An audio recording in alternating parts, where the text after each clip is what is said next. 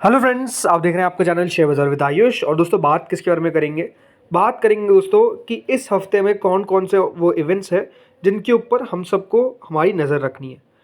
देखिए दोस्तों, पिछले हफ्ते अगर आप मार्केट्स को देखेंगे तो हमारे बाजार सिर्फ 3 दिन ही खुले थे। ये बात ध्यान रखिएगा, 3 दिन ही मार्केट्स फंक्शन किए थे, ट्यूसडे, वेडनेसडे और थर्सडे।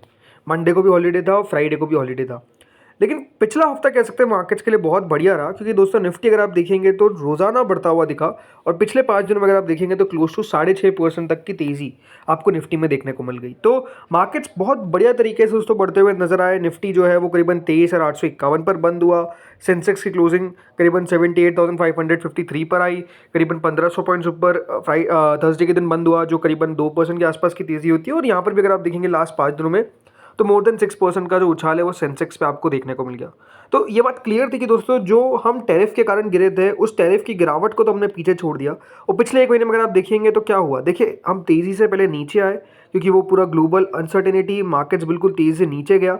बट उसके बाद दोस्तों रिकवरी आप देखिए कितनी तेज़ी से हुई, क्योंकि मार्केट्स को लगा कि अब वो जो टेंशन थी वो टेंशन थोड़ी सी कूल ऑफ होती हुई देखने को मिल रही है। डोनाल्ड ट्रंप के द्वारा टैरिफ को पॉज कर दिया गया है, और जब पॉज कर दिया गया है तो फिर गिरने का सवाल नहीं उठता। वो जो रिकवरी आनी थी वो दोस्तों मार्केट्स में आ गई, और अब यहाँ पर निफ्टी जो है वो और बढ़िया मूव दिखा सकता है, इस प्रकार की एक्सपेक्टेशंस है। लेकिन अब आते हैं दोस्तों यहाँ पर अगले हफ्ते कौन कौन सी चीज़ें होने वाली है। तो सबसे पहले तो देखिए अगले हफ्ते कितने दिन हम कारोबार करेंगे। तो एक बात ध्यान रखिएगा, अगले हफ्ते हम हर दिन कारोबार करेंगे। अब दोस्तों अप्रैल में अगर आप देखेंगे कोई भी हॉलीडे नहीं बचा है। अब सीधा 1 मई को याद रखिएगा मार्केट्स बंद रहेगा on Thursday on the account of Maharashtra day.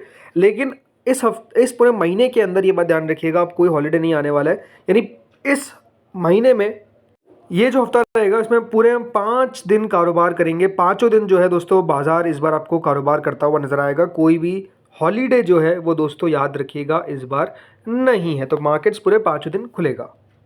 अब एक बार थोड़ा सा यूएस बाजार को देखते हैं। देखिए यूएस बाजार भी याद रखिएगा फ्राइडे को बंद ही था, लेकिन थर्सडे के दिन यूएस बाजार में भी गिरावट देखने को मिली थी। बहुत बड़ी नहीं, नस्डैक करीबन 0.13% के आसपास गिरता हुआ देखने को मिला। पूरे हफ्ते में नस्डैक ने करीबन 0.44% की गिरावट दिखाई। लेकिन डाउ के अंदर जो गिरावट थी वो डेफिनेटली हमको देखने को मिली बड़ी सारी, करीबन 1.33% से ज़्यादा। डाउ जोन्स दोस्तों थर्सडे को गिर गया। अब गिरने का पीछे का रीज़न देखिए हमने पहले कवर कर लिया, लेकिन आपको वापस बताता हूँ। जो दोस्तों एक कंपनी है यूनाइटेड हेल्थ ग्रुप, उसके नंबर्स निकल कर आए, नंबर्स काफ़ी ख़राब थे। उसके बाद स्टॉक एक दिन में 22% गिर गया। और ये बात ध्यान रखिएगा यूनाइटेड हेल्थ ग्रुप का जो वेटेज है डाउ जोन्स के अंदर वो अपने आप में सबसे ज़्यादा है। तो अगर सबसे ज़्यादा वेटेज वाली कंपनी अगर दोस्तों इतना गिरती हुई नज़र आ रही है तो ये बात ध्यान रखिएगा, डाउ का 1% गिरना कोई बहुत बड़ी बात नहीं है। ऑलमोस्ट 9 से 10%, 9% के आसपास यूनाइटेड हेल्थ ग्रुप का याद रखिएगा डाउ में वेटेज है, और अपने आप में बहुत बड़ी कंपनी है। और जो नंबर्स निकल कर आए वो बाजार ने बिल्कुल भी पसंद नहीं किए। नंबर से ज़्यादा गाइडेंस याद रखिएगा पसंद नहीं करी। आगे की जो एक्सपेक्टेशंस थी उससे कम कंपनी का मुनाफा आ सकता है, अब ये कंपनी कह रही है। तो अब अपने आप में आप समझ सकते हैं कि जो प्रॉब्लम्स है वो देखने को मिल रहे। और 22% शेयर लुढ़क गया, और उसके कारण दोस्तों डाउ भी 1% तक गिर गया। क्योंकि देखिए डाउ की कंपनी, इसलिए नस्डैक पे कोई ज़्यादा असर नहीं पड़ा। इसीलिए अगर आप देखेंगे नस्डैक ओनली 0.13% गिरा था थर्सडे के सेशन के अंदर। अब दोस्तों आते हैं ट्रिगर्स पे, कौन कौन से इंपॉर्टेंट ट्रिगर्स है। तो देखिए पहला और सबसे इंपॉर्टेंट ट्रिगर है Q4 रिजल्ट्स। बहुत इंपॉर्टेंट रहते हैं दोस्तों नतीजे, और नतीजों के ऊपर हमारा रिएक्शन किस तरीके का रहेगा वो अपने आप में बहुत क्रूशियल रहने वाला है। Q4 का दोस्तों आपको पता ही है, देखिए शुभारंभ तो हो चुका है, नंबर्स निकल कर लगातार आ रहे हैं।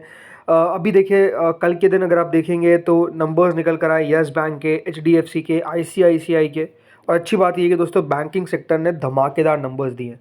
हमने याद रखिएगा नंबर्स को जो पूरा एनालिसिस है, जो पूरा देखिए यहाँ पर नंबर्स के ऊपर आपको सारी जानकारी अगर नहीं मिली है तो आप जाकर चेकआउट कर सकते हैं। कल ही देखिए हमने एक ही वीडियो में यस बैंक, HDFC और ICICI तीनों नंबर्स को कवर किया है, तो आप जाकर चेकआउट कर सकते हैं। और ये बात ध्यान रखिएगा कल का दिन भी बैंकिंग सेक्टर के लिए हो सकता है, बिकॉज ICICI बैंक के जो तोड़फोड़ नंबर्स आए हैं, HDFC बैंक ने भी बहुत बढ़िया प्रदर्शन किया है, और यस बैंक ने भी दोस्तों ठीक ठाक प्रदर्शन किया है। तो नो डाउट इनके नंबर्स पे कल मार्केट रिएक्ट करेगा। लेकिन इसके अलावा इस हफ्ते और भी दोस्तों कंपनीज के नंबर्स आने वाले हैं, like HCL tech, Axis bank, Hindustan Unilever, Maruti Suzuki. ये बड़ी कंपनीज है जिनके दोस्तों नंबर्स जो है वो आपको इस हफ्ते के अंदर आते हुए देखने को मिलेंगे। बाकी लिस्ट तो देखिए अपने आप में काफ़ी बड़ी है।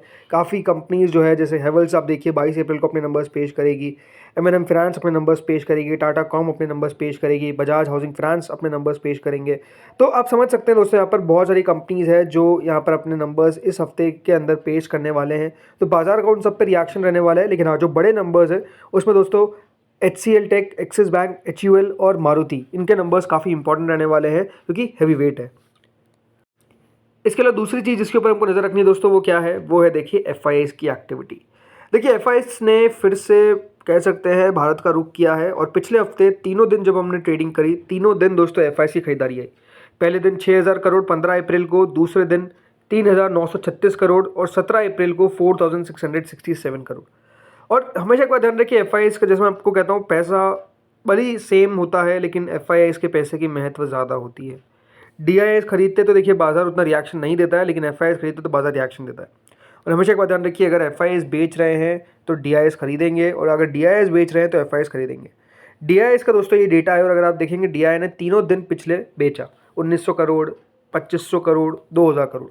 बट अगर आप मार्केट्स को देखेंगे तो मार्केट्स देखिए, जिस दिन 1950 करोड़ बेचा DIIs ने, उस दिन मार्केट्स 2% से ज़्यादा तेज़ी दिखाया।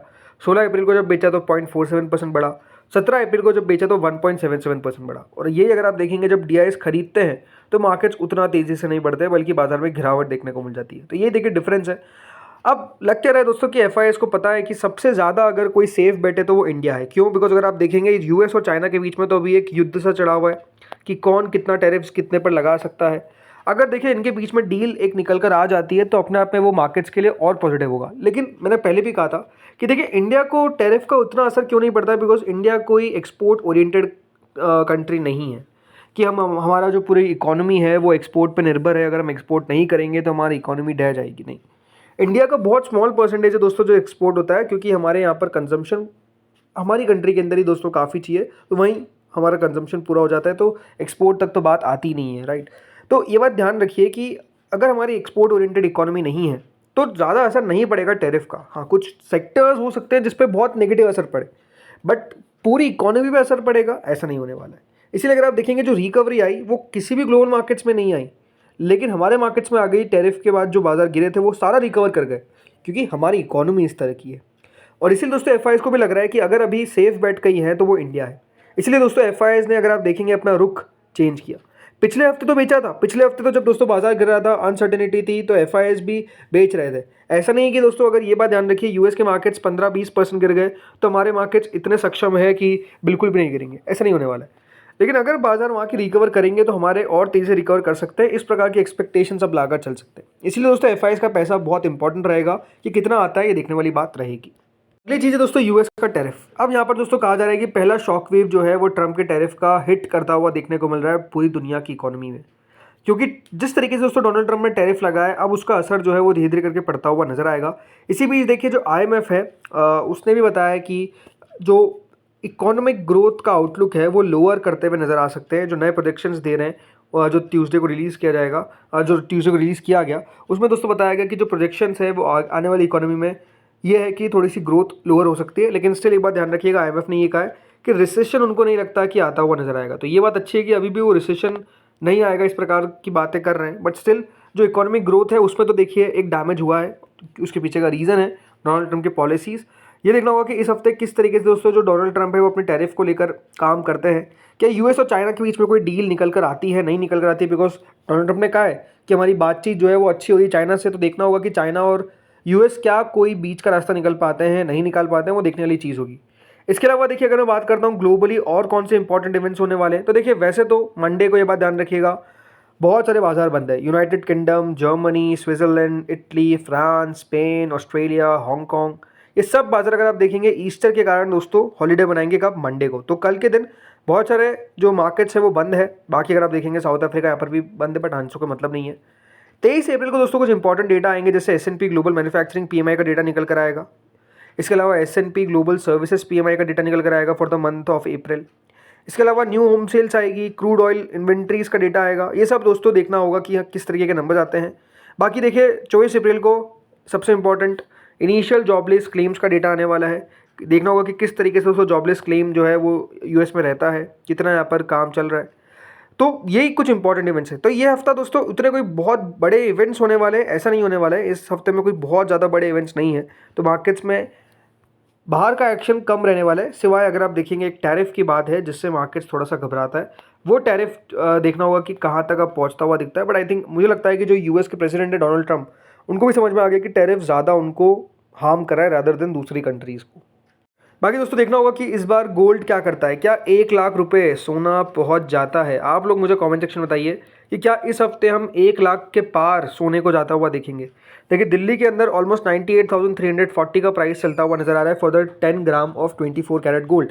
तो आप समझ सकते हैं कि जिस तरीके से सोने के अंदर तेज़ी देखने को मिल रही है, सोना इस हफ्ते भी अगर आप देखेंगे तो चढ़ता हुआ दिखा, एक्सपेक्टेशन थी कि गिरेगा, बट सोने के अंदर अगर आप देखेंगे लगातार खरीदारी देखने को मिल रही है। तो ये है कि देखिए अभी भी सेफ हेवन में पैसा तो जाता हुआ दिख रहा है, इसमें कोई डाउट नहीं है। लेकिन जिस तरीके से दोस्तों सोना बढ़ा है अपने आप में बहुत अब यहाँ से और बहुत बड़ी तेज़ी हो जाए इस प्रकार की भी एक्सपेक्टेशंस कोई करके चलता नहीं है, बट यू नेवर नो, कुछ भी हो सकता है, तो देखने वाली बात रहेगी। तो दोस्तों इस वीडियो में इतना ही था। होपफुली वीडियो बढ़िया लगा होगा। अगर आपको अच्छा लगा तो प्लीज़ लाइक करिएगा, चैनल से पहली बार जुड़े हो सब्सक्राइब करिएगा। Thank you friends for watching this video.